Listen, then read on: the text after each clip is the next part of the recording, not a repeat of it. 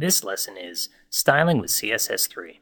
In this lesson, you'll learn the difference between transparency and opacity. Specifically, you'll be working with RGBA colors and the opacity property in CSS3.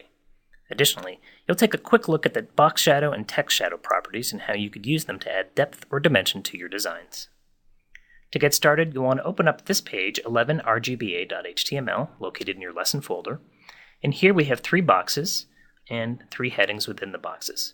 You'll be adding transparency and opacity properties in different ways to these 3 boxes in order to understand how it works. So, to get a sense of what this does, let's go ahead and look at our code. And the first thing you want to do is scroll down to your HTML and just make sure you understand the structure here. So here we have 3 divs, each with a different class name: RGBA, opacity, and drop shadow. And in our CSS, we have 3 classes: RGBA, opacity, and drop shadow.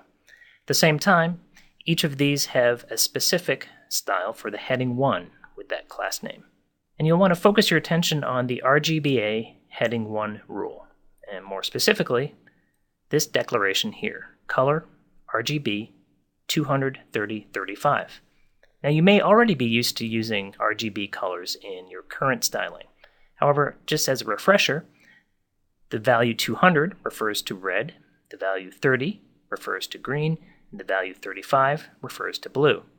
You've got a maximum value of 255 for all of these and a minimum value of 0. The mix of all 3 values equals the red that we saw in the heading. Now you'll want to add this value, RGBA, and we'll add a 4th value, 0.5. So again, this is a CSS3 rule, and we're simply saying we would like the alpha or the opacity to be 0.5 or 50%.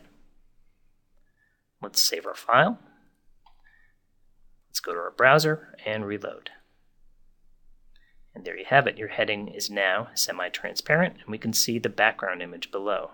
Now it's important to realize that browsers that do not support the RGBA property will simply use the original heading style. So you want to be a little bit careful. You want to make sure that the styles that you create are not completely dependent on transparency, and you'll obviously want to check this in older browsers. Now for many people, there's a confusion between this opacity that we saw in RGBA versus the opacity that we're about to apply.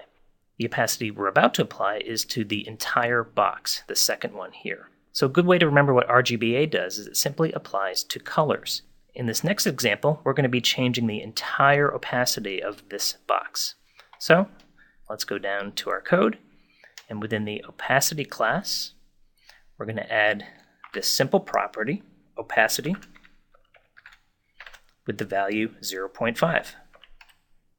If we save this, and we go to our browser and reload, we can see that the entire box as well as the heading inside are now semi-transparent, or 50% opaque. Now let's look at a third property which is semi-related to the first 2, and this is the box shadow property. This is going to add a drop shadow to the entire box itself. Let's go back to our code, and within the opacity class, we'll add the following: box shadow 15 pixels, 10 pixels.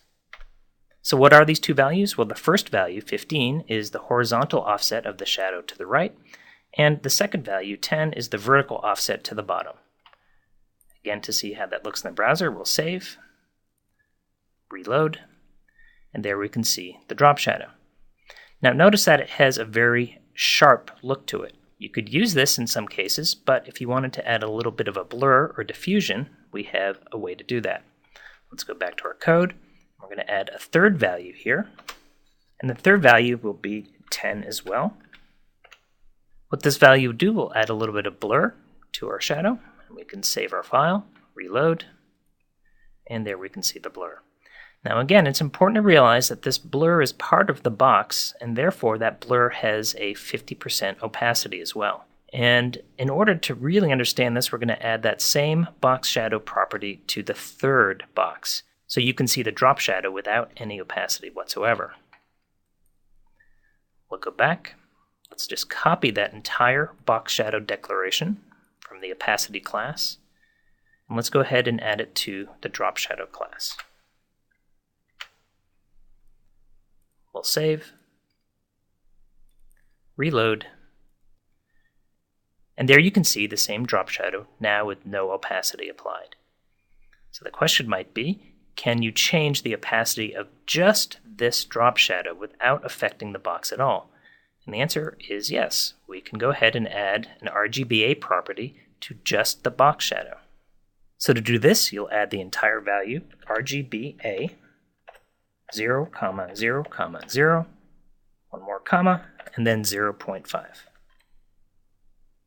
So whenever you see 3 RGB values with 0, 0, 0, that actually means black, and 0.5 is 50% black. Let's go ahead and take a look at that in our browser by reloading, and there you have it. We're able to change just the opacity of the box shadow.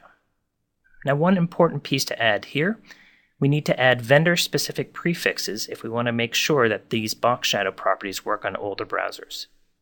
Luckily, this is relatively easy to do. I'm going to go back to our code. I'm going to copy this entire box shadow declaration. I'm going to create a line, actually 2 lines here right above. First one I'll paste. The second one I'll paste. And then you'll need to add the WebKit vendor prefix and the Mozilla vendor prefix. It would look something like this. So with the WebKit and the Mozilla vendor-specific prefixes, this means that for older versions of both Safari, for example, or Firefox, those would use the box shadow reliably. And the last thing I want to do is just make sure that you don't confuse box shadow with text shadow. So for example, if you copy this box shadow property from the drop shadow class, and you put it onto the heading 1 rule, let's just see what that looks like. So it doesn't look very good. It's trying to put a box around the entire heading. However, we can change that by going into our code and simply saying instead of a box shadow, we'd like to use a text shadow. Let's save that, go back to our browser, and reload. So here we can see the text shadow is entirely different than the box shadow. And of course, we can tweak these settings by reducing the values in our code. So a much smaller text shadow would be appropriate in this case. Let's go ahead and put in 5, 5, and 5. So again, the first value is horizontal offset, the second is vertical, and the third is the blur. Let's go ahead and save it, reload, and there you have it. So of course, these text and box shadows are pretty cool. As always, please use them with a little bit of restraint. They're useful for creating a little bit of dimension on your page, but obviously too much does not look good. So that's it for now. In this lesson, you learned a little bit about the difference between transparency and opacity in CSS3, as well as the box shadow and text shadow properties.